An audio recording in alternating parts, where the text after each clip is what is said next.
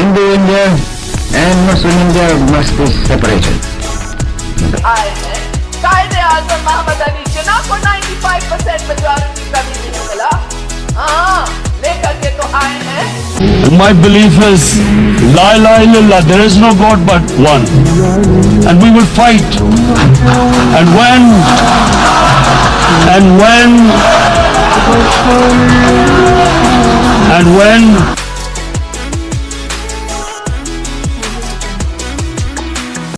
बिस्मिल्लाहिर्रहमानिर्रहीम। अस्सलाम वालेकुम नाज़रीन, एक और वीडियो के साथ मैं हूं आपका मेज़बान शिराज खान। 26वीं आईनी तरामीम का मसवदा पार्लिमानी कमेटी ने मंजूर कर लिया है और वो मंजूर कर लिया है पीटीआई की जो मेंबरान थे कमेटी में उनके बगैर। और अब ये बताया जा रहा है कि कमेटी ने अपने सर से ये वजन हटा के काबीना में भेज दिया है। अब काबीना से अगर मंजूरी होती है तो वो कल और परसों इजलास बुलाकर इस आईनी तरमीम को मंजूर करवा लेगी गवर्नमेंट। चेयरमैन पीपल्स पार्टी इस सारे प्रोसेस में आपने देखा सबसे आगे आगे नजर आए। रात का पहर मौलाना ने पीटीआई वफद के साथ खड़े होकर प्रेस टॉक करी। उसमें उन्होंने बताया कि हमारे मेंबरान के साथ बहुत ज्यादती हो रही है, उन्हें धमकियां दी जा रही हैं, अगवा किए जा रहे हैं मेंबरान असेंबली। अगर इस तरह का रवैया रखा जाएगा तो हम इस तरमीम को मुस्तरद कर देंगे, हम इसमें हुकूमत का साथ नहीं देंगे। जिन चीजों पर हमारा इत्तेफाक है फिर हम उससे भी दस्तबरदार हो जाएंगे। फिर आपने देखा कि आधी रात को वजीर आजम भी पहुंचे, बिलावल भी पहुंचे और उन्हें आज के लिए यकीन दहानी कराई गई कि इस तरह का प्रोसेस अब नहीं होगा।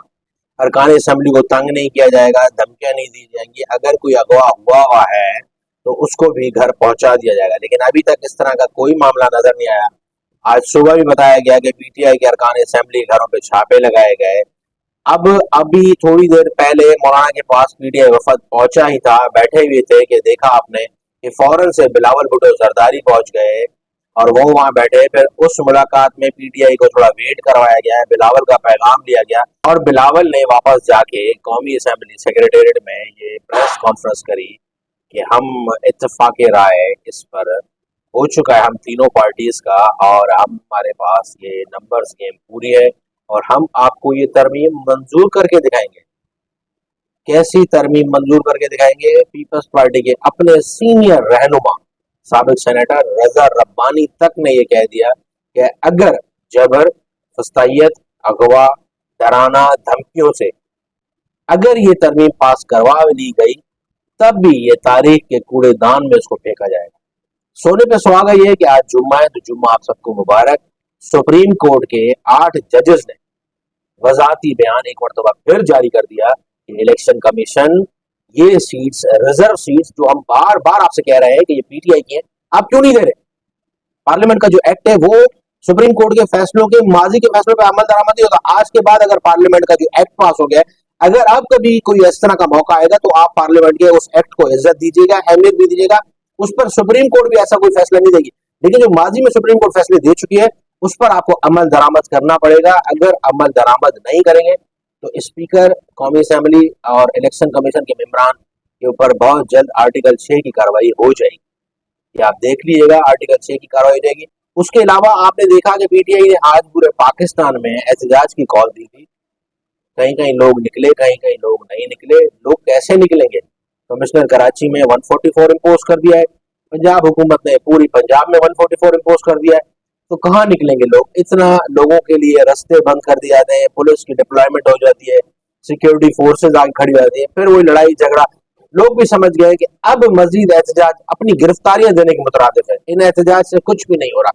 एहतजाज वही है जिसमें पूरा पाकिस्तान निकले, वरना इन छोटे मोटे एहतजाज से कुछ भी नहीं होता। अब देखना यह है कि कल या परसों हुकूमत आईनी तरमीम पास करवा लेती है या नहीं करवा लेती है। बताया जा रहा है कि गुज़िश्ता रात मुलाकात में मौलाना ने भी पीटीआई को यही कहा कि मैं नवाज शरीफ से बोल चुका हूं कि आप जस्टिस मंसूर अली शाह का नोटिफिकेशन जारी कर दें तो उसके बाद तरमीम पर आसानियां पैदा हो जाएंगी। लेकिन हुकूमत बज़िद है, वो नोटिफिकेशन जारी नहीं करी। काजी फाइज ईसा की रिटायरमेंट को अब 9 दिन बचे, तब भी हुकूमत ने उनका नोटिफिकेशन जारी नहीं किया। मुर्जा वाब से भी कल शादेब खानजादा बार बार पूछते रहे तो वो बता ही नहीं रहे थे। शादेब वाज़ेह तौर पर कह रहे थे कि आर्टिकल 161 के हिसाब से तो मंसूर अली शाह ही अब तक सुप्रीम कोर्ट के आने वाले नए चीफ जस्टिस हैं, तो आप सब नाम क्यों नहीं लेते? लेकिन सब नाम लेने से कासिर है, क्योंकि सबको पता है कि इनकी नीयत में खोट है। सुप्रीम कोर्ट का आज का फैसला रंधे के बराबर है, रंधा फिर चुका है। अब देखना है इलेक्शन कमीशन पीर वाले दिन इजलास बुला के क्या करता है। तब तक के लिए इजाजत दीजिए, अपना ख्याल रखिएगा। अल्लाह हाफिज।